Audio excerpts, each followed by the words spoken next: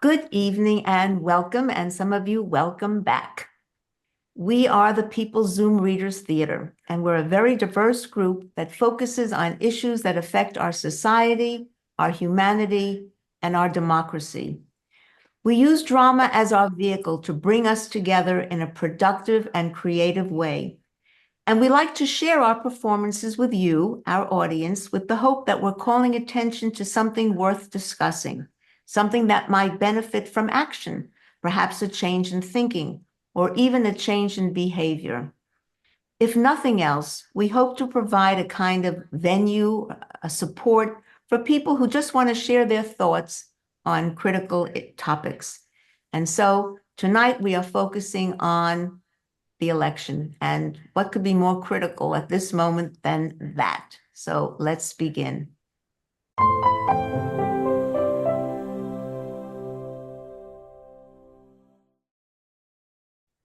Good evening and welcome to our community center.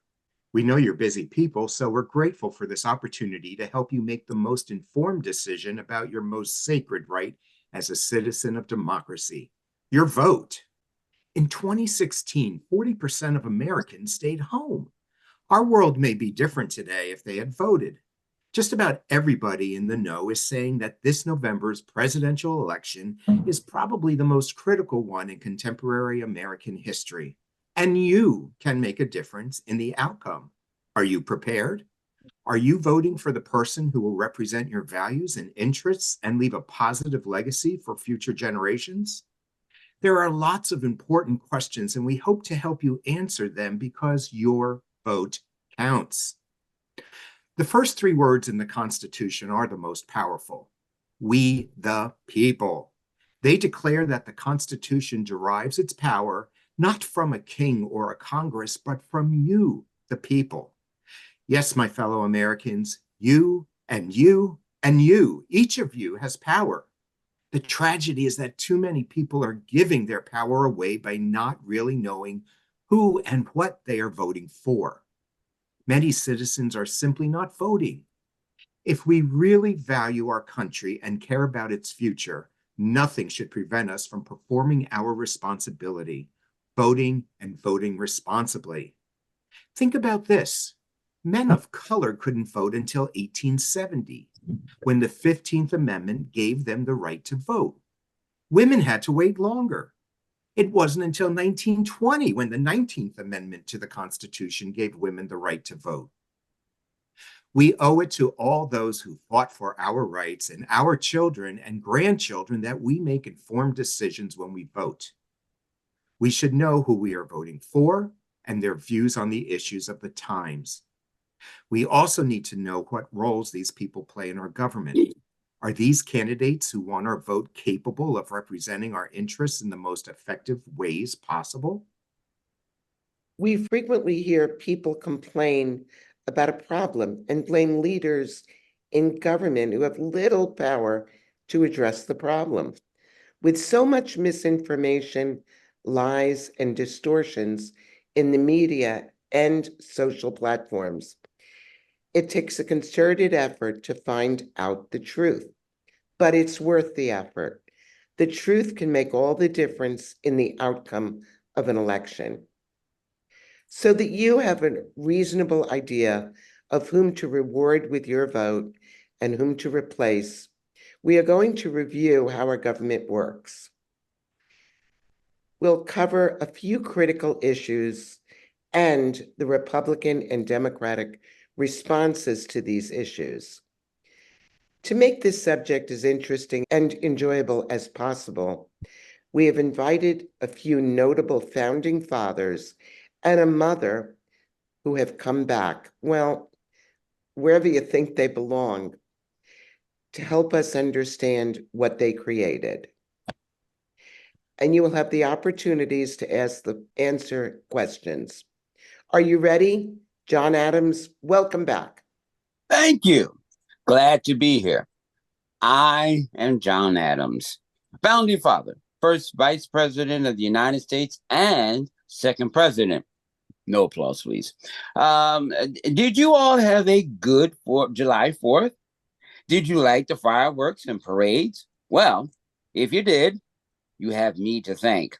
After the Continental Congress declared our independence, I wrote to my wife, Abigail, something I did on a regular basis, that if we defeat the British, we should celebrate our independence with pomp and parade, games, sports, guns, bells, bonfires, and illuminations. Yes, you did, John. I'm Abigail Adams, John's wife. Some say I was his closest advisor. I'm also proud to say that I'm the mother of John Quincy Adams, the sixth president of the United States. Knowing how much this day meant to you, John, it is particularly sad that this year you didn't feel like celebrating. Why should I want to celebrate? Are you proud of our nation today? Our country is so divided. The truth is, no exaggeration, there are extreme threats to the democracy that we risked our lives, our families, and our homes to create. It is terribly upsetting to learn how uninformed many people are about the way our government works and care little about the character and qualifications of the people running for the most important offices in the world.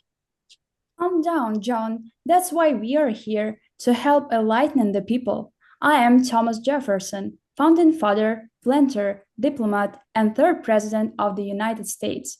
Those are the things I'm proud of. If you know your current history, you know I should have some regrets. Yes, Jefferson. But let's focus on the positive, especially what you wrote, and don't forget to mention who suggested you write it. Yes, John, the Continental Congress appointed a five-person committee to draft a Declaration of Independence, and you appointed me to be the lead writer. Why was it written? Wasn't it obvious what you people were doing in 1776? Not really. When the idea of our country, America, was debated in Philadelphia in 1776, we needed a formal document that would declare our independence from England and explain the justification for our revolution. And what was your justification? It was simply this: we didn't feel represented in the British government. We didn't have any real form of self-government, and we couldn't make our own laws. We felt used. We had to pay high taxes to the king. We didn't feel represented in the British government. Thus, we called it taxation without representation. We certainly did feel used. Can you imagine? The British forced us colonists to allow British soldiers to sleep and eat in our homes. The situation was truly unacceptable, but without help, we couldn't secure our freedom. Without help, there was no way we could defeat the most powerful army at that time. And our declaration, which announced to the world the creation of our new country, inspired others to help us. The declaration helped rally the troops and garnered the support of foreign allies. I'm Benjamin Franklin. You may have heard about my inventions, such as the stove, the lightning rod, and, well, there are others. Ben, I think they know about your inventions, but they probably don't know about your diplomacy, your critical trip to France. Oh, that? It's true. In 1776, I went to France to get support for American independence. Quite honestly, without the help from France, Spain and the Netherlands, we might not have won the war. Our Declaration of Independence gave our cause legitimacy. The French contributed money and soldiers and their navy. Perhaps their greatest contribution was the French Marquis de Lafayette, who served as a major general in the Continental Army under George Washington. He served without pay and actually used his own money, over $200,000, for the salaries and uniforms for his staff. Spain also helped with funding and fought Britain on a second front. And the Dutch were instrumental with diplomatic and financial aid. We will always be grateful for these critical contributions. And 56 delegates from the 13 original colonies signed the declaration. You should know that each delegate risked his life. 5 signers were captured by the British and brutally tortured as traitors. 9 fought in the war and died from wounds and hardships. 2 lost their sons in the war, and 2 others had sons captured. Of course, you know the declaration was written and signed in Philadelphia, PA. Yes, Ben, we know. We also know that half of Philadelphia has been named after you. Haha, I'm sure which is named after you in Massachusetts, John. But we are transgressing. It's important that our audience knows the war took 6 years, 6 long years until the British were defeated. And then the biggest challenge was upon us, creating a government that would rule over the independent colonies. No easy feat. Surely, you all know from experience how difficult it is to get people from different states to agree on anything.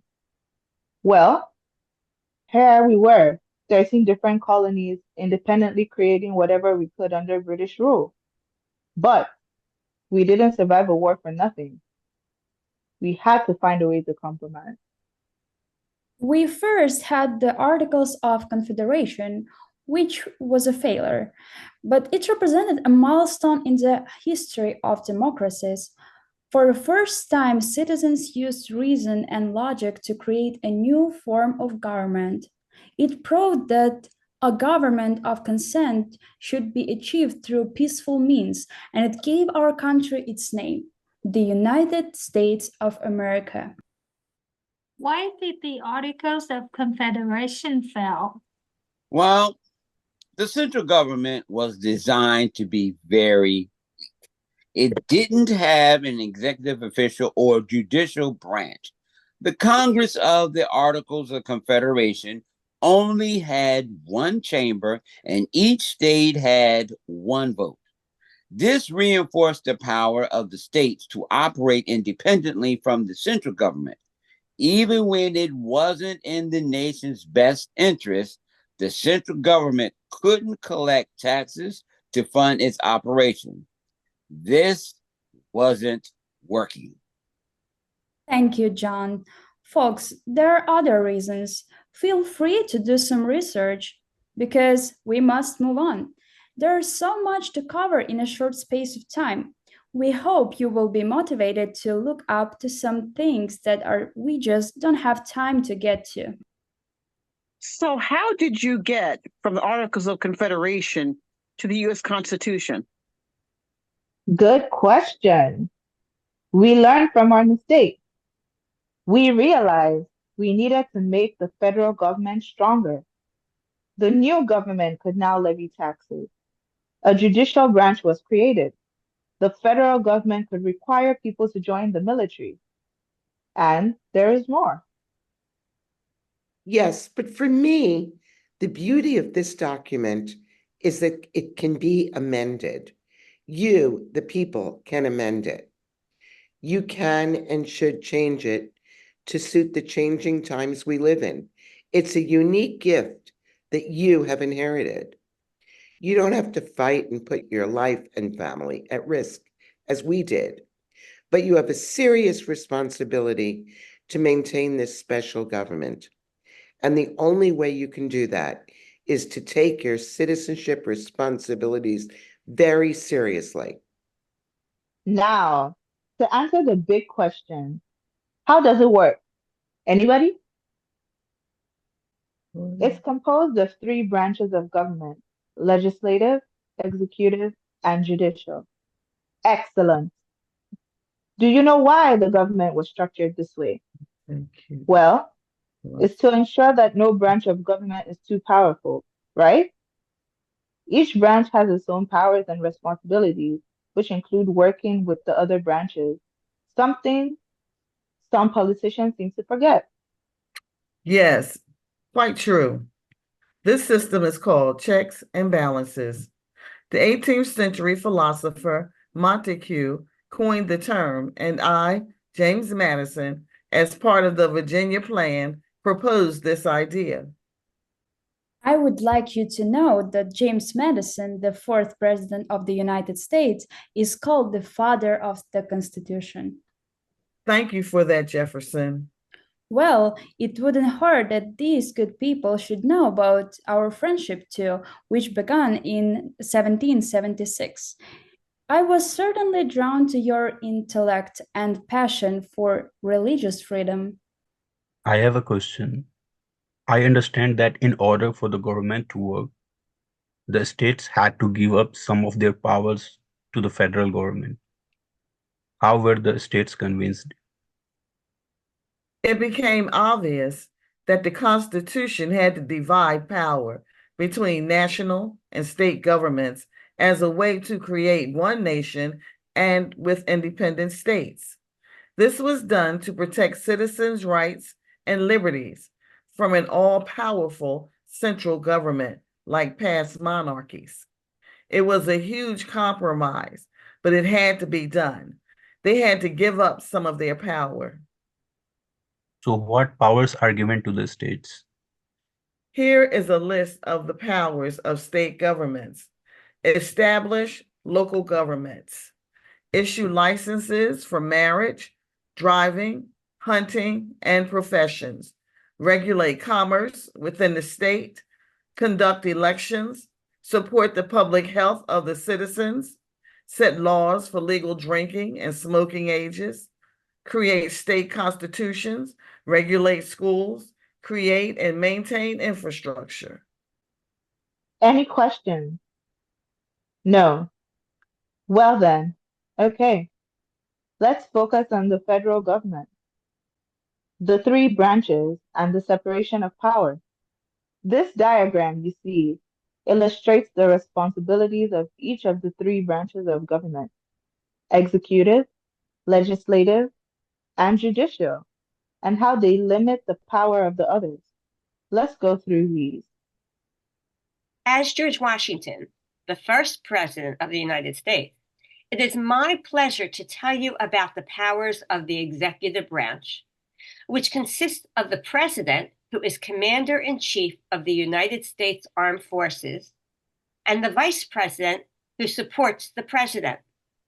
The executive branch also includes the Cabinet, advisors to the President, and independent government agencies, such as the Department of Homeland Security, the Department of Justice, and the FBI.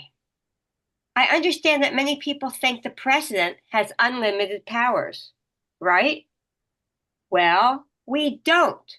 The main job of the president, that is the executive branch, is to enforce and carry out the laws. By the way, you should know, if you don't already, that the president is elected every 4 years, and he or she is eligible for only 2 terms. How does the president check the legislative and judicial branches? The president can check the legislative branch by vetoing congressional legislation. The president affects the judicial branch by nominating judges. You hear mainly about Supreme Court judges, but there are many other federal judges as well. Senator Morris, will you tell our audience about the legislative branch of government? President Washington, it will be my honor. I'm Robert Morris, elected in 1788 as the first senator from Pennsylvania in the first Congress, which is the legislative branch of government. Our main function is to make the laws. Yes, ours is the branch that is supposed to make the laws, and I must tell you, it's a challenge. Anybody want to tell us what you know about Congress? Yes, I'm happy to do that. Congress has two houses, the House of Representatives and the Senate. The House of Representatives consists of 435 members who are elected every 2 years. The number is divided among the 50 states in proportion to their total population. For example, the large state of California has 52 representatives, and Delaware has only one. Pennsylvania has 17. Excellent. History teacher? Yes, in fact, I am. Great. Go for it. Tell us about the Senate. The Senate is composed of 100 senators, 2 for each state. They are elected to 6-year terms by the people of each state. So for your final test, can you give us an example of how Congress can check the power of the executive and judicial branches? Sure. Congress checks the executive branch by approving presidential nominations and controlling the budget. It can override the president's veto with a 2/3 vote. Congress can also impeach the president and remove him or her from office. And the Senate confirms the president's nominations. Congress checks the judicial branch by having the ability to impeach judges and move them from office. Well done. And now I'll give the floor to Chief Justice John Jay. Thank you. I'm John Jay, the Chief Justice of the First Supreme Court. I'm happy to tell you about the judicial branch of government. It consists of the Supreme Court, courts of appeals, and district courts. The court can check the executive branch by declaring that presidential acts are unconstitutional, and it checks the legislative branch by declaring laws unconstitutional. Any questions? Yes. Can you give us examples of current checks and power? Two come to mind. The Supreme Court recently made it legitimate to allow cities to deploy police to clear out unhoused people from public spaces. And what exactly does that mean? It means that local police can now criminalize unhoused, basically homeless people for camping outside in the city. That sounds a bit heartless. If you think so, perhaps you won't like this ruling either. The Supreme Court struck down the affirmative action policies at Harvard College and the University of North Carolina. Can you explain what this means? For decades, many institutions of higher learning have used race in their admissions process, arguing that it is important to build a racially diverse class to achieve their institutional mission. The court's recent ruling, however, essentially removes racial preferences from the college and university admission process, even when the educational institution's reason for doing so is to build a racially diverse class. Any questions? This also sounds harsh. I wonder how people of color will be affected by this. The results from what I hear are already not favorable. Sorry. Before we move on, I want to focus on the court's decision on abortion rights. It's another ruling that is very concerning. In 1973, the Supreme Court ruled in the case of Roe v. Wade that the U.S. Constitution protected a woman's right to an abortion. In February of 2022, the Supreme Court overturned that decision. It dismantled 50 years of legal protection and paved the way for individual states to curtail or outright ban abortion rights. I think before we open for questions, it is important to highlight a very important aspect of the United States government: separation of church and state. It appears there are states today that are forgetting about the separation. Sorry to hear that. We strongly believe that without separating church from state, there would be no real religious freedom. What exactly does this separation mean? It is the idea that government should remain neutral toward all religions and not officially recognize or favor any one religion. A violation of this would be mandatory school-wide prayer in public schools. Thank you, Madison. Now, we would like to open this program to your specific questions and concerns. Hey, Mr. Adams, With all due respect, you guys made some huge mistake. Mistakes? Well, certainly nothing is perfect.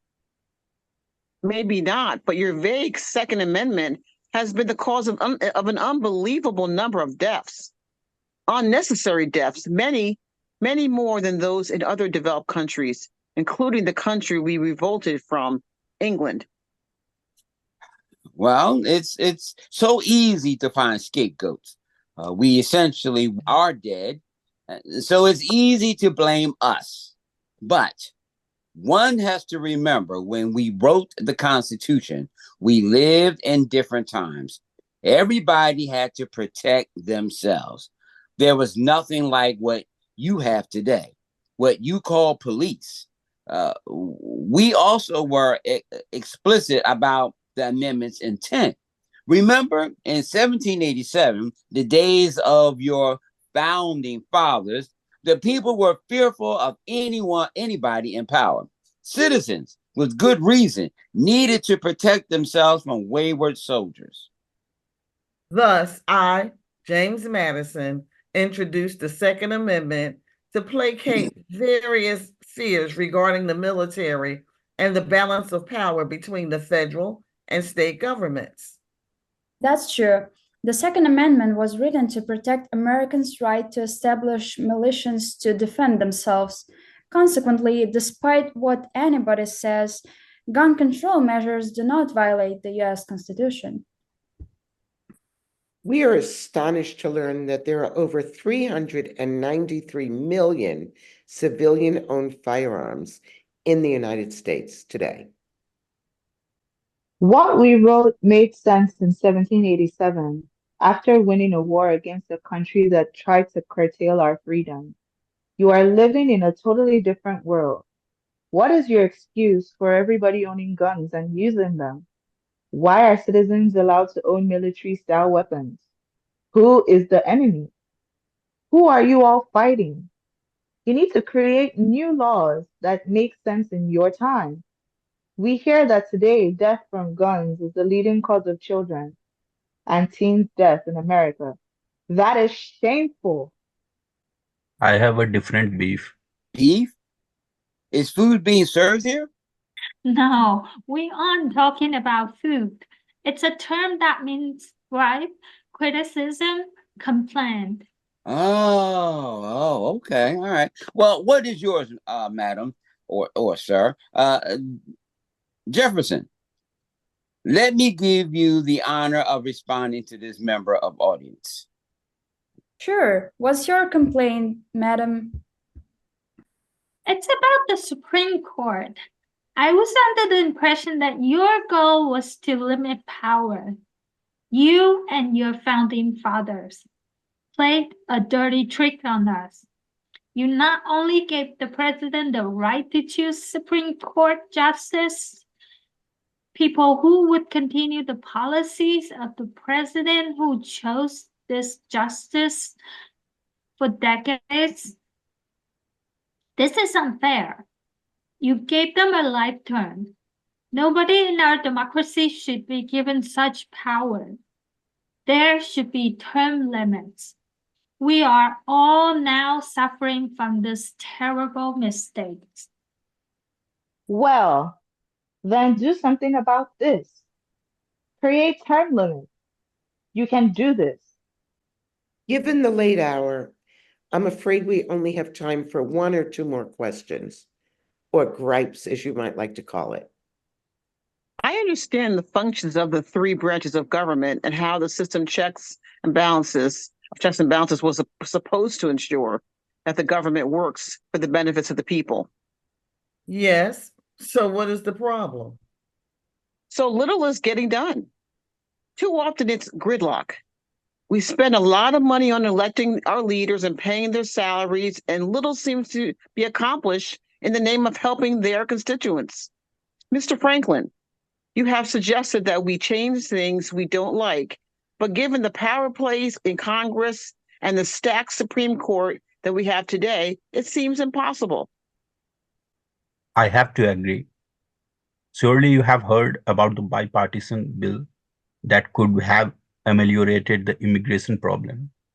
What happened to this compromise bill that represented much time and effort? Well, no surprise. It was killed because the former president told the members of his party to forget about it. He needed immigration to be an issue that could harm his opponent in the presidential election. It's obvious that he really didn't care about fixing the problem. If I may, I would like to respond to this criticism because I wrote about the problem that is creating the gridlock you are talking about. I warned that a large majority could seize control of government in the Federalist Papers, number 10, that I wrote in 1822. At that time, I suggested that our country could go on and prosper without the existence of parties. Well, feel free to read up on how political parties evolved despite my warning. President Madison, you were right. Our two-party system encourages disagreement and legislative stalling because each party has an agenda. Each party wants to make the opposition fail. Both the House and Senate are rarely evenly split between parties. Each one requires a majority to pass legislation. Thus, laws cannot be passed unless all parties make concessions or compromises.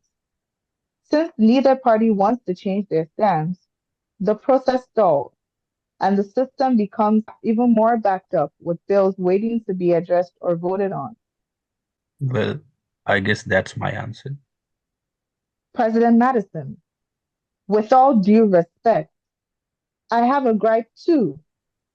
You gave the supervision of education to the state. That is true. Is this a problem? I believe it is. The quality of our children's education varies greatly depending on the state. Some states take the education of our citizens seriously and are willing to invest in excellent public schools. But we also have the reverse. Some state governments show a lack of interest in the quality of education available in public schools, and they invest very little. As a result, in too many cities, unqualified teachers are poorly educating the future of our country. In some cases, there aren't enough teachers to fill every classroom. And too many teachers are using outdated texts and resources, if any. The result is many American students drop out early or graduate unskilled and unprepared to qualify for good jobs and a living wage. As in other countries, a quality education should be uniform throughout the country. You raised some good points.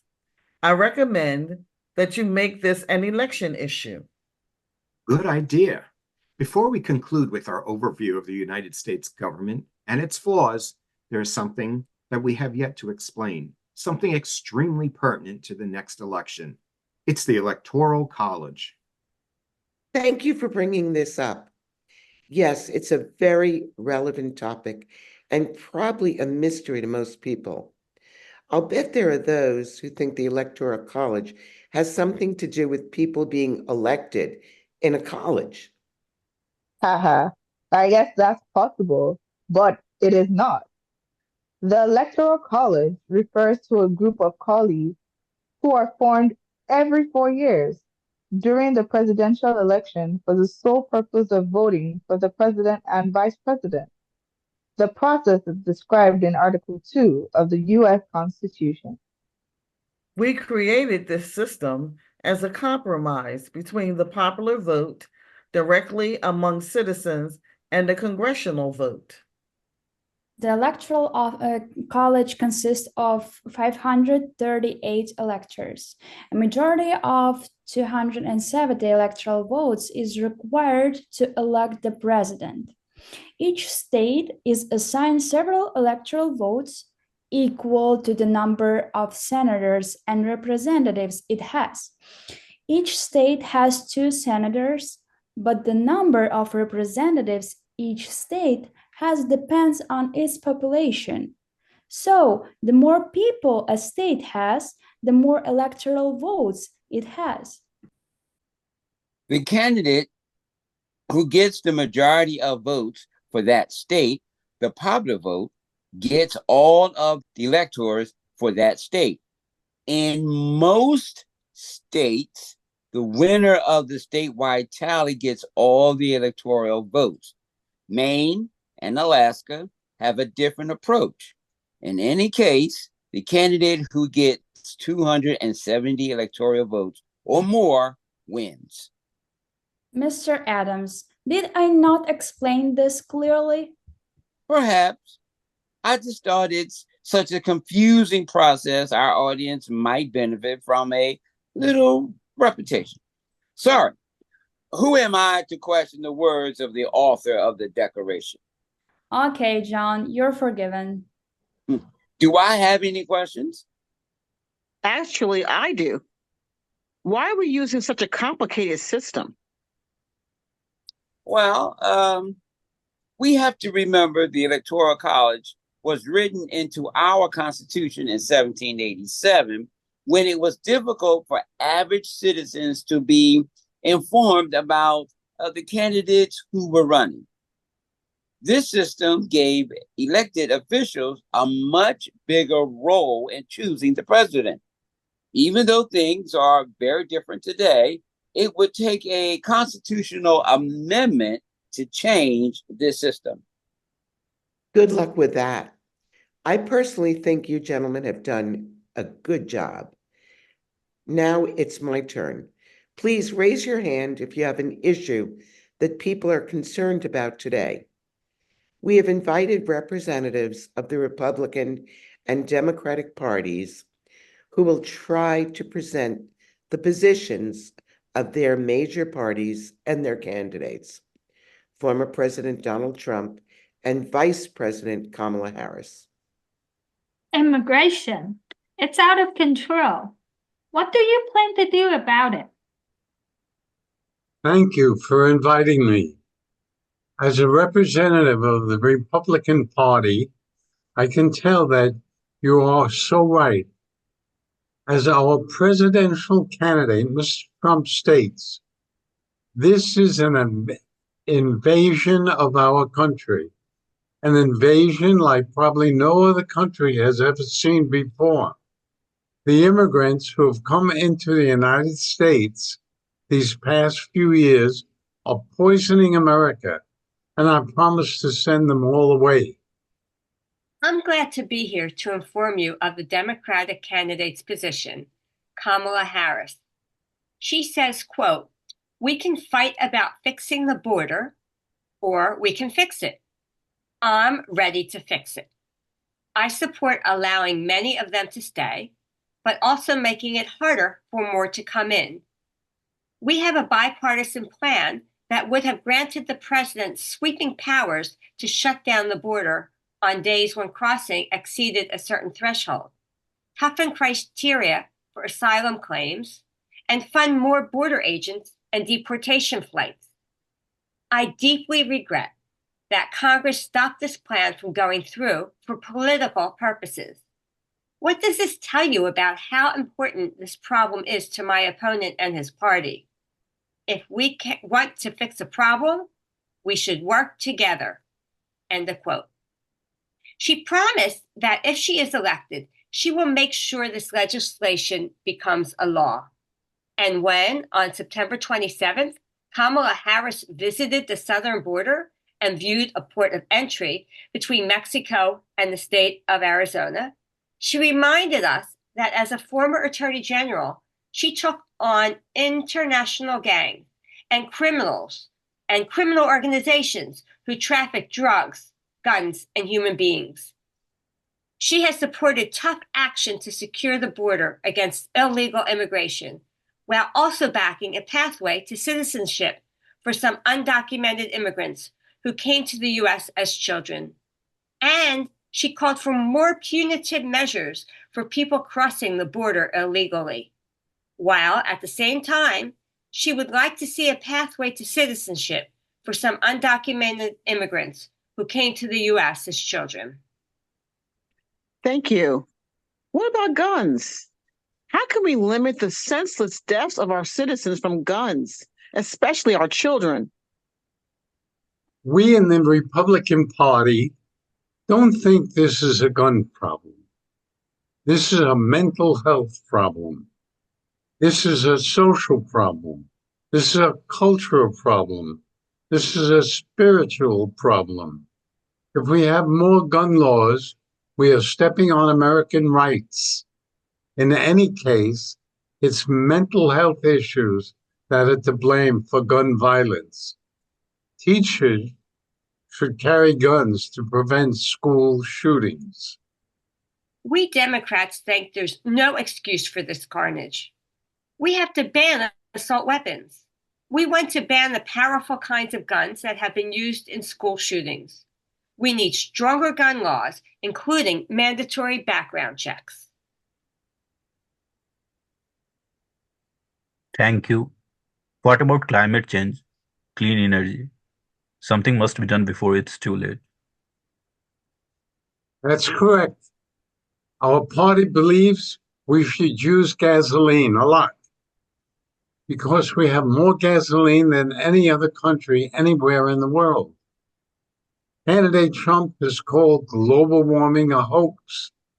He believes we should burn more fossil fuels because they are more effective than other sources of energy, like solar and wind power. Our candidate, Kamala Harris, is in favor of cutting our carbon emissions in half by 2030 and creating tens of thousands of clean energy jobs. Climate change is a serious threat. As part of the Biden administration, she has worked with other countries to lower the world's carbon emission, and with the help of Congress, has passed a major clean energy law. Thank you both. Now, what are your positions on abortion? Abortion rights are a state issue. If elected, we would allow states to restrict abortion as they see fit, including potentially monitoring pregnancies. It is true that former President Trump has boasted about the fact that he is responsible for the overturning of Roe and Wade by appointing 3 justices that he did. But lately he's not sure what he would do with a federal ban. Our candidate believes there should be a constitutional right to an abortion until the fetus can survive outside the womb. Our party wants to enshrine that right in federal law now that the Supreme Court has overturned it. We are opposed to a federal abortion ban. We don't believe that the United States government has any business in a woman's health care and right to make decisions about her body and her family. Thank you. Now we would like to know what your candidates propose to improve the economy. Our candidate has promised to extend and even expand all of the 2017 tax cuts that he signed into law, while also paying down the debt. His proposed cutting the overall corporate tax to 15% from 21%, but only for companies that make their products in the USA. He would repeal any tax increases signed into law by Biden. He also aims to gut some of the tax breaks that Biden put into law to encourage the development of renewable energy and EVs. Our candidate has proposed eliminating taxes on tips received by workers. He also wants to lower the cost of housing by opening up federal lands to development. Our candidate proposes tax cuts for more than 100 million working and middle-class households. In addition to preserving some of the expiring cuts, She wants to make permanent a tax credit of as much as $3,600 per child and offer a special $6,000 tax credit for new parents. Harris says her administration would expand tax credits for first-time homebuyers and push to build 3 million new housing units in 4 years, while wiping out taxes on tips and endorsing tax breaks for entrepreneurs. Like Biden, she wants to raise the corporate tax rate to 28% and the corporate minimum tax to 21%. What are your positions on issues concerning children?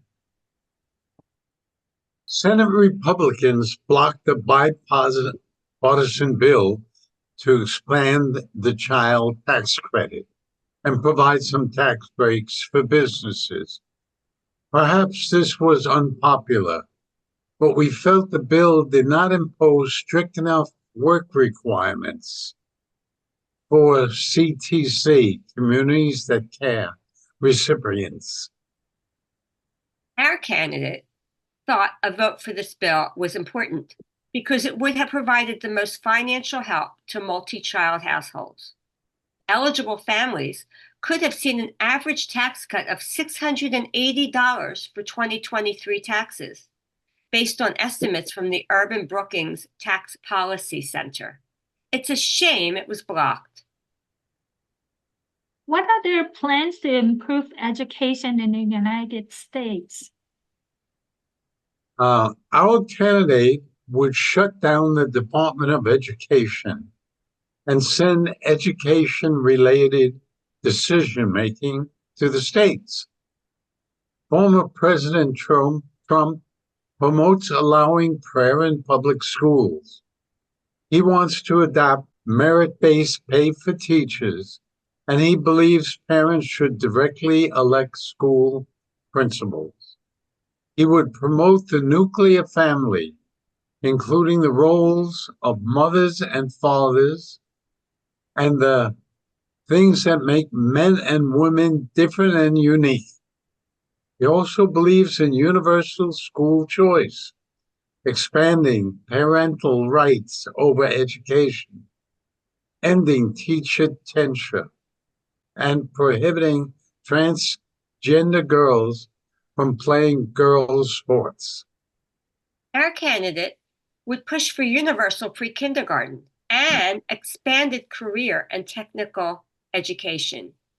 We want to reduce the emphasis on standardized testing. We believe we must improve teacher working conditions. Already, money has been allocated to ensure all students can read fluently by 3rd grade.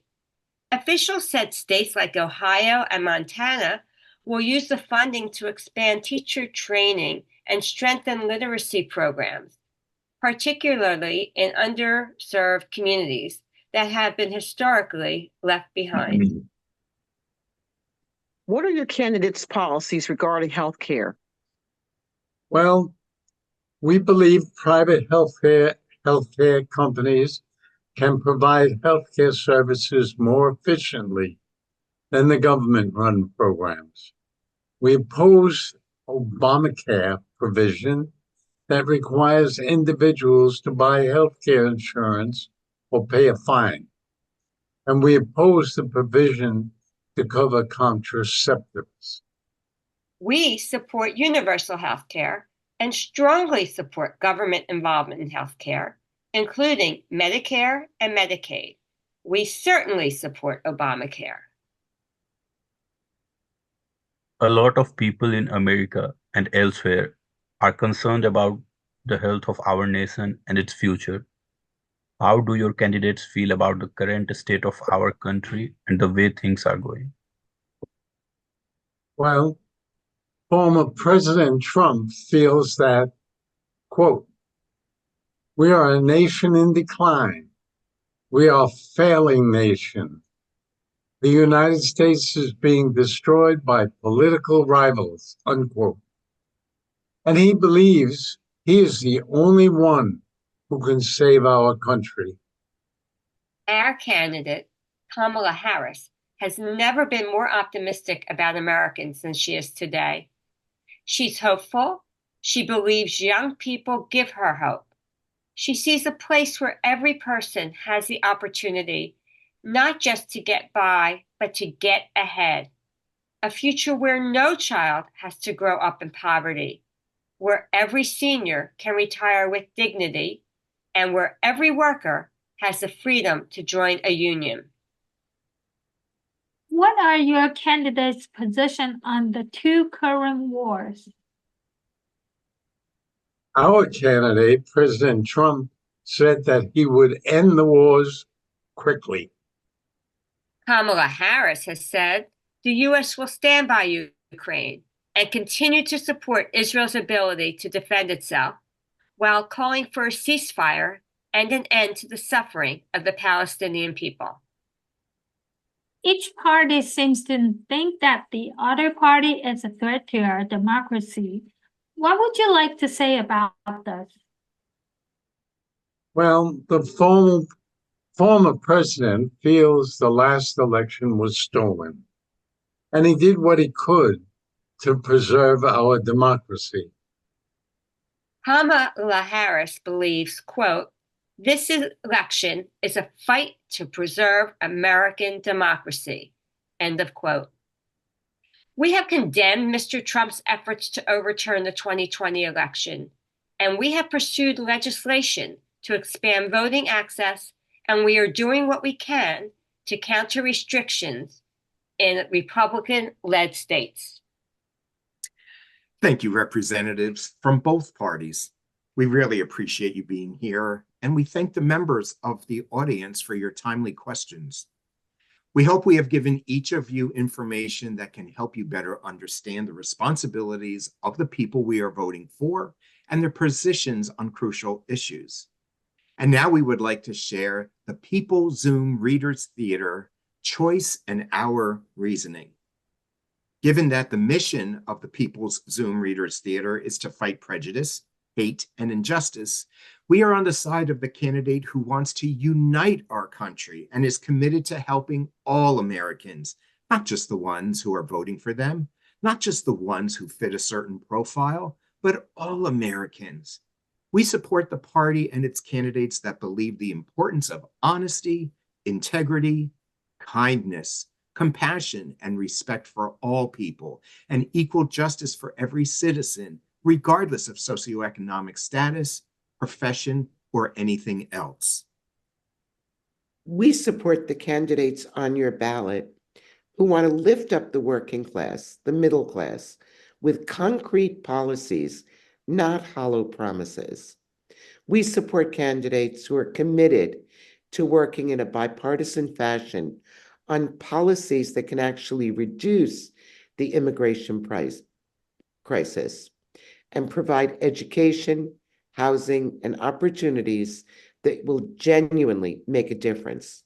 We support the party that believes in the importance of America as a leader in the world, supporting all countries that share the values of a free society. We support the party that believes in the people's freedom to choose their own partners, their own religion, their own books, and create their own families without government interference. We hope you share our beliefs and our values and will help elect leaders that we can all be proud of, leaders who will honestly protect our rights. Thank you, John Adams, Abigail Adams, Thomas Jefferson, Benjamin Franklin, and other esteemed founders of our country. You helped us better understand the way our government works.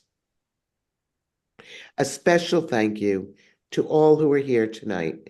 We will look forward to hearing your thoughts on our government, the issues, and the candidates, and their policies for the 2024 election.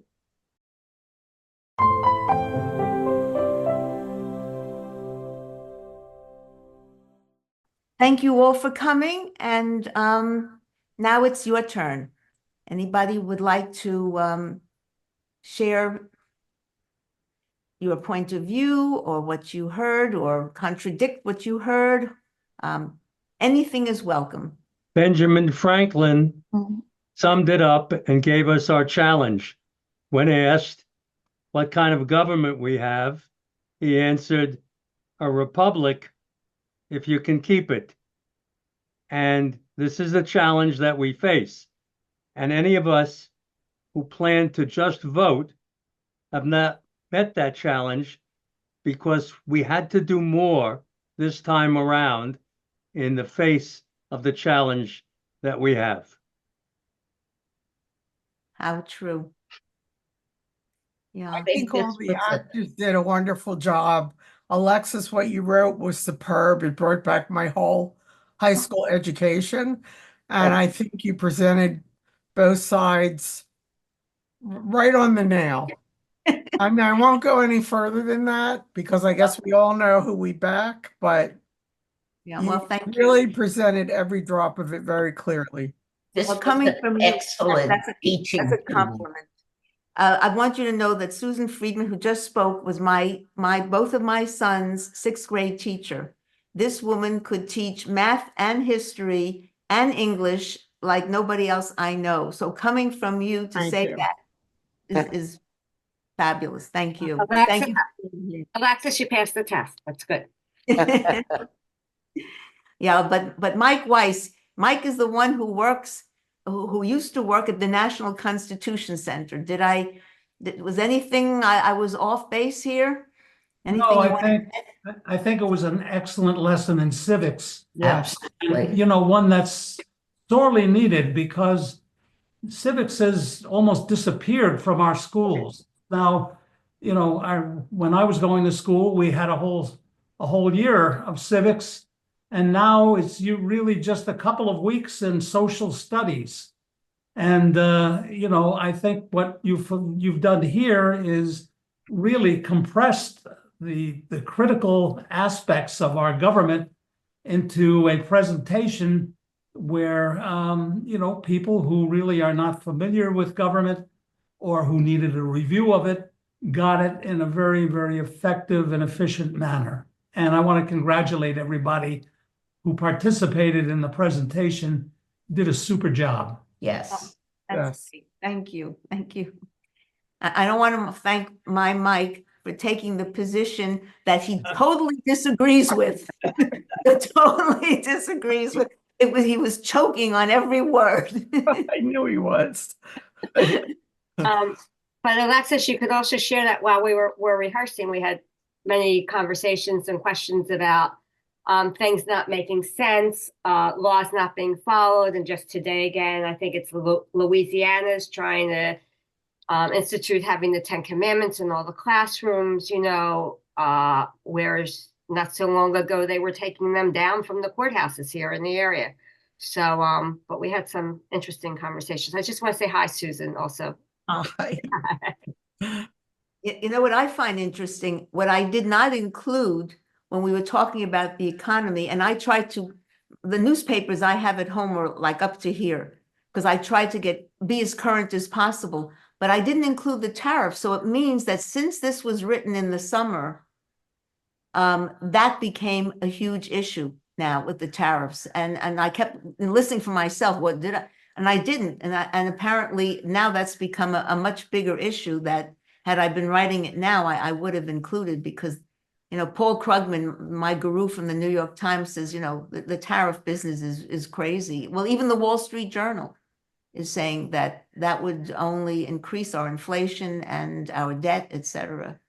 But it's changing daily. You added the piece from Kamala had just visited the wall after our first rehearsal. So I brought that to your attention. And you added that in because she said some very important things when she went to the wall. So yeah, and we try to keep it as current as possible. But I don't know, it's a very, I think, a very frightening time. We have Elon Musk now buying votes. I mean, well, how can we compete with this nonsense? And it's really illegal what he's trying to do. Yes. Right. Yeah. I will do it anyway. Nothing's illegal these days. Yeah. So anybody have any questions or anything else you'd like to add to what you heard? I was mentioning last night, some of you weren't here, and some people who were here last night when we had this debacle about the series on Benjamin Franklin. Anybody here has seen that series other than Mike and me? What is it on? It's on Apple Television, and it's Michael Douglas who plays Franklin. It takes a little while to get used to him, but I just found it so fascinating, because when I was doing the history, you know, this happened and this happened and this happened and this, but when you think of, after watching this, seeing what it took for Benjamin Franklin to get the French on our side, I mean, the intrigues, all that stuff that was going on, you have to have quite a stomach for that, and a lot of charisma for that. You know, in our history books, we don't know that it was these people that did these things. And if not for getting the French on our side, of course, well, we'd be part of England. And sometimes I wonder, I don't know, we'd have less gun shootings, maybe. I don't know. It's a very interesting dilemma. But so I recommend that. And if anyone else has other, well, Hamilton, of course. And also 1776. well, 1770, that's the one. I was never that interested in history until I saw the play and the movie, and I took all my students to that, and that has been my guiding light. I was just very disappointed to learn that Thomas Jefferson wasn't the good guy I really thought he was. I mean, he did good things, but he did a lot of not so good things. And this thing with the political parties, there's a new book out that came out on John Adams. It tells you about the conflict between all of these people. We think our election and the way people are treating the candidates is bad. They were pretty terrible in 1776 too. Maybe even worse. Well, we know what happened to Hamilton. It was Hamilton. Hamilton and Burr, yes, yeah. Burr. Yeah. So a lot of interesting things that I learned from this. And you know, it's fascinating that Jefferson and Adams were fierce rivals, you know, but both of them died 50 years to the day that the Declaration of Independence was signed, and they died within hours of each other. It is fascinating. And in this series on Franklin, you see the conflict. It was really fierce, but in the end, they came to agree, and that's how we move things forward. Yeah, but it's fast. History can be fascinating if it's brought to life in an interesting, exciting way. Yeah. Well, thank you very much for being here. And if you know people who could benefit, you know, younger people who might be interested, eventually this will become a YouTube. And Yvonne, thank you so much. Yvonne, our production person, is in China now. It is 8:41 in the morning. And we thank you so much for coming and saving our day. She heard what happened yesterday, and she says, I'm going to be here. She's going to make sure that doesn't happen again. So we thank you so much. And you did it, Alexis, and you had even a better turnout. So thank you. Well, have a good night, everybody, and good luck. May the best woman win. Oh, God. That's a good way to put it. Yeah. Right. Good night. Okay. Good night. Bye. Thank you. Bye. Good night. Thank you, Paul.